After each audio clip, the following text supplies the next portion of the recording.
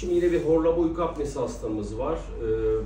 İki tane stent var, tansiyon var, şeker var, horlama ve uyku apnesi var. Horlama şikayetiyle bize başvurdu. Burnuyla ilgili sorunlar var ama problem burnunla alakalı değil. Yani biz burnunu açıp sizi sağlıklı, sıhhatli nefes alır hale getireceğiz.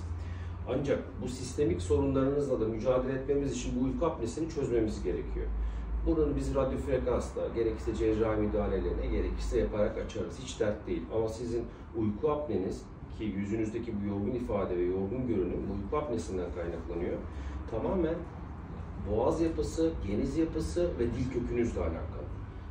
Şimdi gece uykuda nefes yeteri kadar alınmadığı zaman kandaki oksijen değeri düşüyor.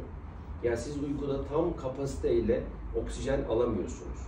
Dolayısıyla sizin kalbiniz daha yüksek basınçta çarpmak zorunda.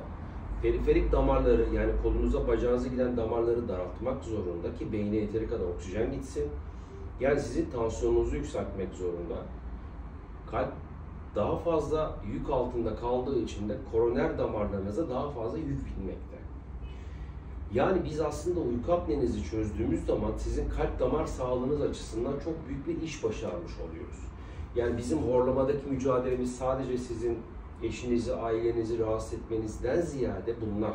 Ki altta yatan bir koroner kalp hastalığı öyküsü de varsa bu sorun kesinlikle çözülmesi gerekiyor. O yüzden kardiyolog arkadaşlarım da bu konunun farkında. Birçok kardiyolog hekim arkadaşım bana hastalarını yönlendiriyorlar.